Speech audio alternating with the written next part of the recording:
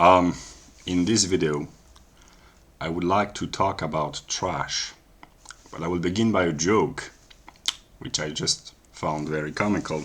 I know that some Americans enjoy trash talking in the NBA, for instance. They kind of love that when superstar basketball players talk in a trashy way with one another.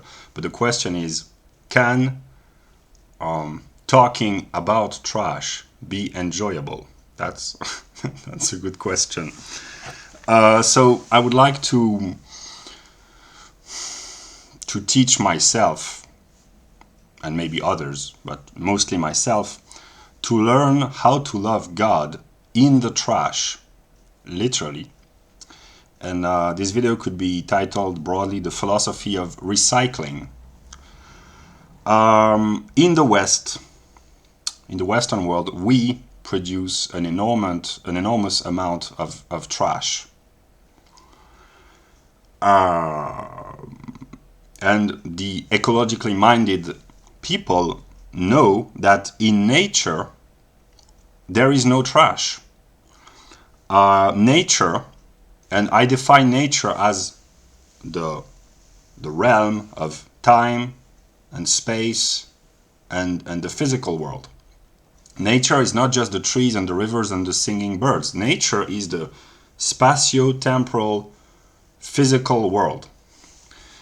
In nature, claim the ecologically minded people, there is no trash because nature is a self-recycling process. What the animals use and consume for their survival is naturally recycled, even though it may take thousands or tens of thousands or even millions of years, and sometimes it's not recycled, and that's what gives how do you call it,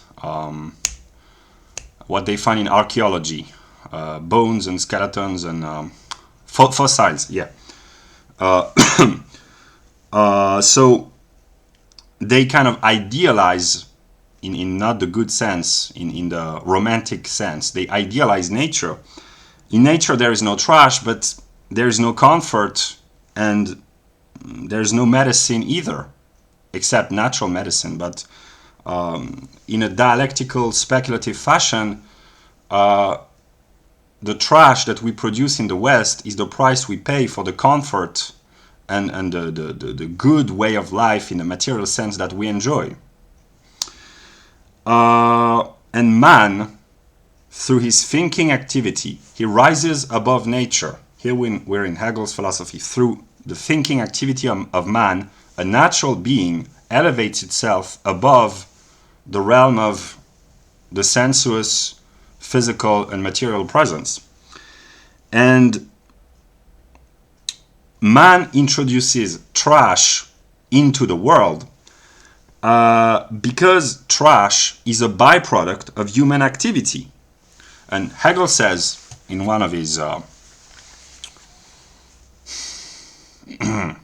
wouldn't say how to say it, it's kind of a Hegelian humor, that a nail or a piece of trash, he doesn't use the term, but a nail or any object, the most stupid object one can think of, has more worth in the eyes of Hegel than the entire realm of nature, the most beautiful landscapes, the most noble animals.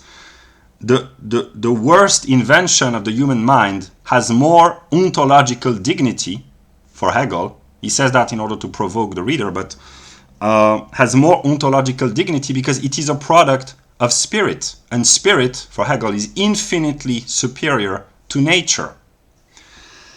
That's a very hard idea to make intelligible for the ecologically minded people who worship nature, because to tell them that there's more value ontologically and spiritually in a piece of trash than in the most beautiful landscapes is kind of difficult.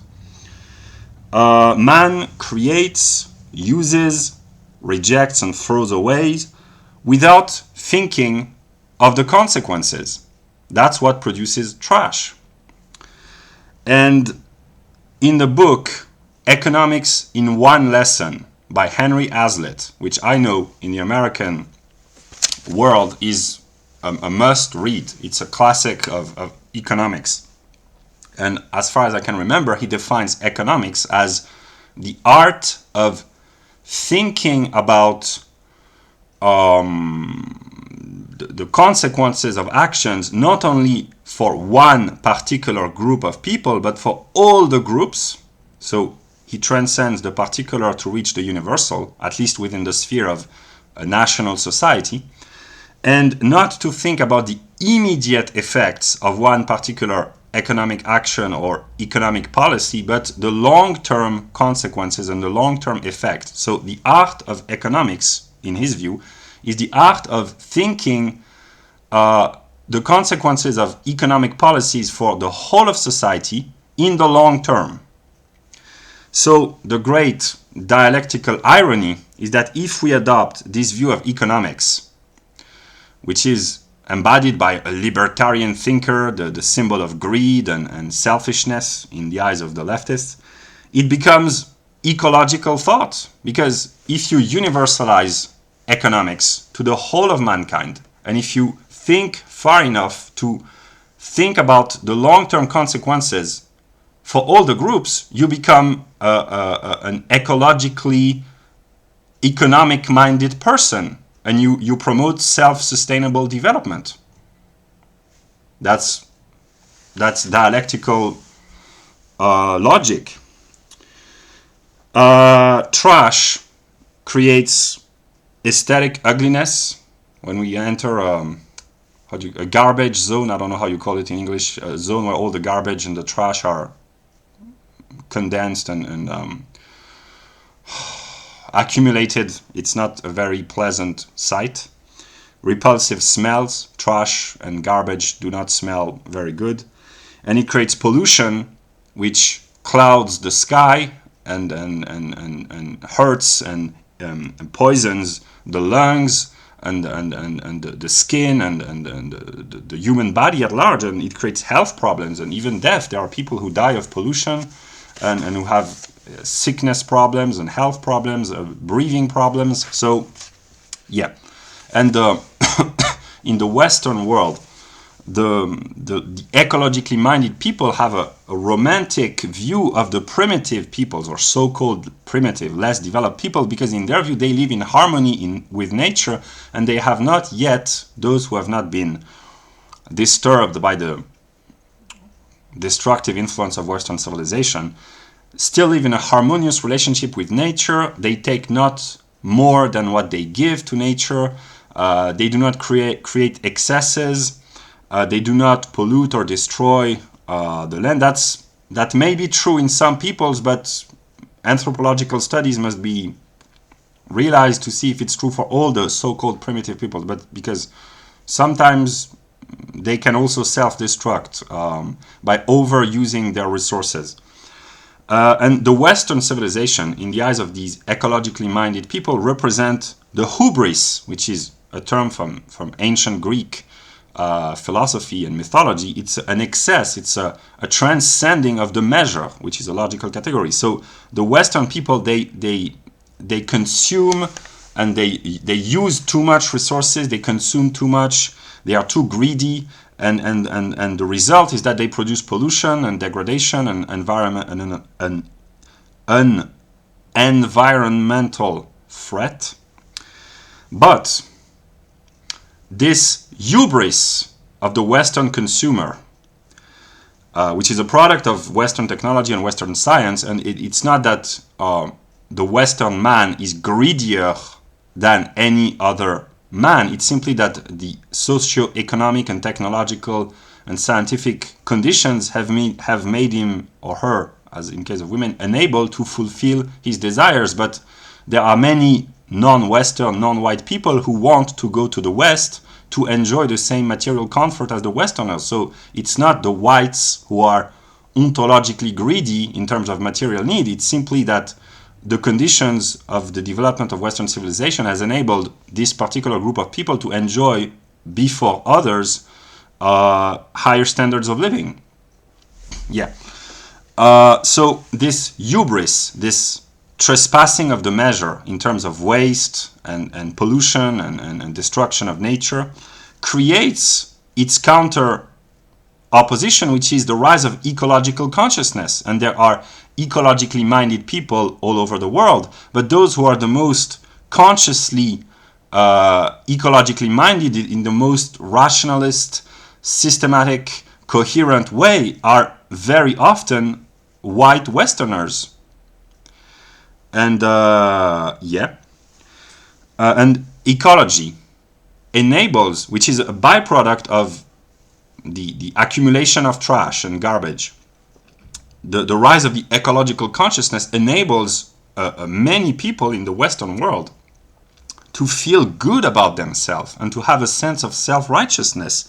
And many people have their ethical behavior and their sense of self-worth and of self-dignity and of belonging and of self-righteousness and of giving a meaning in their life by being identified, by identifying themselves as ecologists. So they hate the trash and the garbage because it's not enjoyable, but at the same time they enjoy being with ecologically minded people. They enjoy their love of nature. They enjoy themselves in the fact of being virtuous. So yeah, and ecology could be said, and is sometimes said by radical critiques of this view, to be a new religion. And in the religious view of the ecologically minded people, there is good and evil. Good is to be self-restraint and to consume, not to renounce hedonistic pleasures. And evil is greed and consumption and the producing of excesses in the economic and social life. There is the idea of the fall, like in the Christian religion, that before the advent of modern science, before the advent of Western civilization, peoples live in harmony with nature, and then the Western man with his Cartesian rationality disrupted the balance of nature. There's the idea of the redemption. In order to redeem man, we have to implement a moderate, self-restraining way of life. We have to help the poor people of the world to adopt self-sustaining communities. We have to renounce our own comfort. We have to renounce the seducing temptations of modernity, etc., etc. There is also sectarian excesses, people who are fanatically ecologically minded. They excommunicate people. You're not green enough. You're not ecologically minded enough. So it gives, as a religion, it gives a sense of meaning and purpose and an explanation of life in the eyes of these ecologically minded people. So it can be said to be a new religion. And then let's talk about the garbage collector. And if I wanted to make a joke, I would say thank God for the garbage collector, because if there were not people who were paid to collect the garbage and the trash, one would be submerged under the weight of one's own trash, which would be kind of problematic. So yeah. And then I come to the topic of recycling. Recycling, it is thought of as being an ecological process or a civic process, but I will show that it's actually a logical process, because when we recycle, when we classify our own trash and put the right kind of trash in the right kind of trash collector, I'm sorry if my vocabulary is not good, you get the meaning. We have to categorize, and to categorize is to think logically. We apply metaphysics, which is, since Immanuel Kant, actually logic, the transcendental logic, to objects of ordinary existence. And we classify, when we need to recycle, we classify physical objects, in this case the leftover or the byproducts of material consumption in the form of trash or garbage, into their physical properties.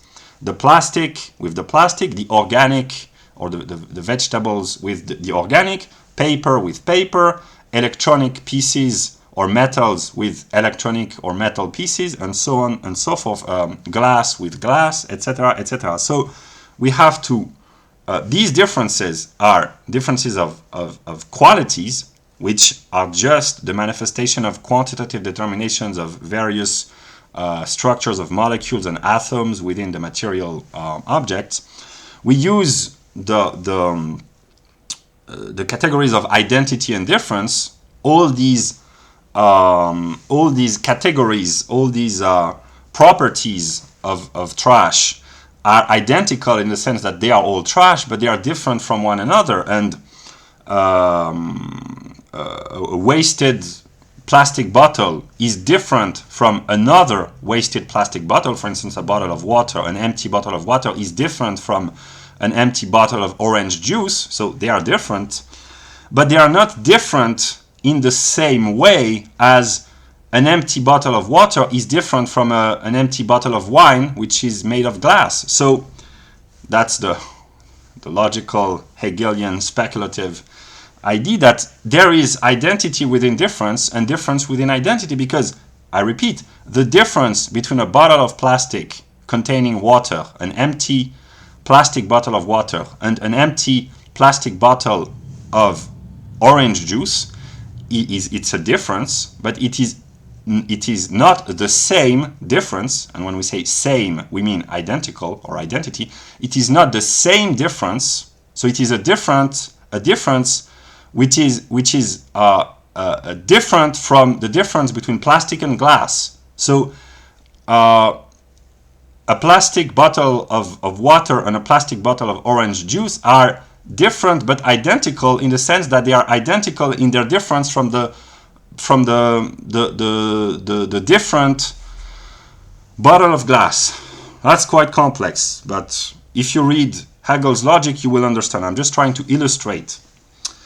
Also, recycling teaches people unconsciously about metaphysics, because the physical qualitative properties of the trash and the garbage, they are the result of an efficient cause, which in metaphysics means the process which brought the object into being. And in our modern view, it means how it was fabricated, how it was industrially produced. And the physical and logical differences between the objects are chemical differences. And in order to understand what the difference between plastic, paper, metal, electronic, organic are, one has to understand how they were produced, what kind of efficient cause made them come into being. And also we learn about final causes or purposeful cause. For what aim, for what purpose, for what end is this kind or that kind of object used? What is the useful aspect of the object? So we are already dealing with metaphysics. Yeah.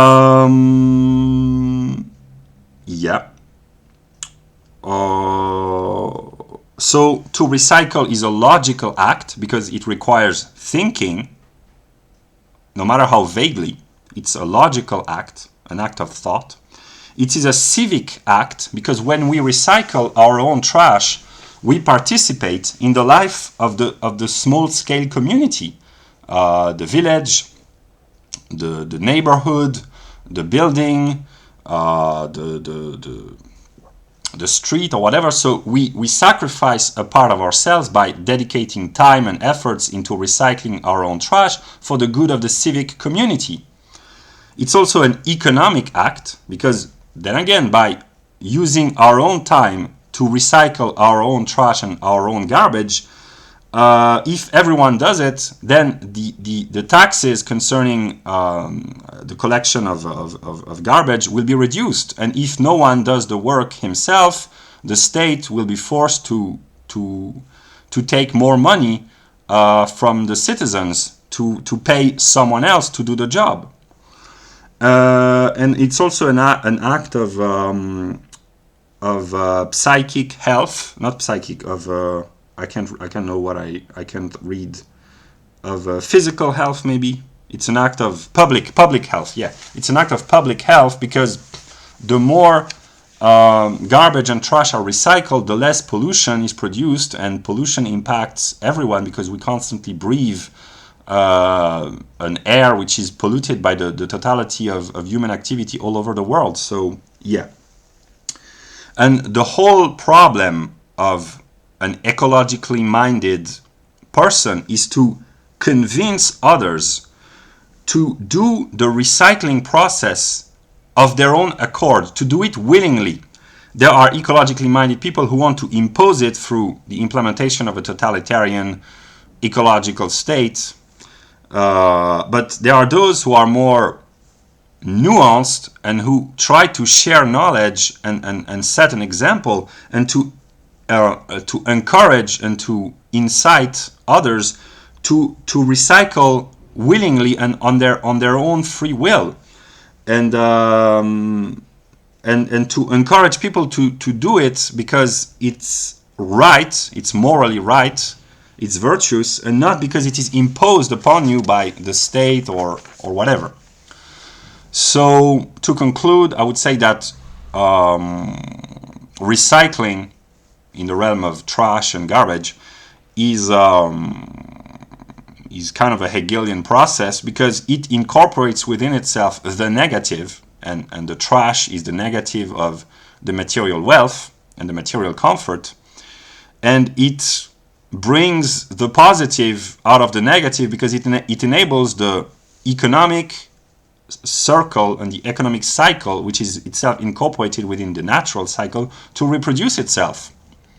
And in a permaculture garden, ideally, there would be very few garbage, and it would be a self-recycling, self-generating process. And that's why the ideal and the idea of permaculture is so attractive for both the left and the right. So the purpose of recycling is to perpetuate the process, although it may not always be pleasant.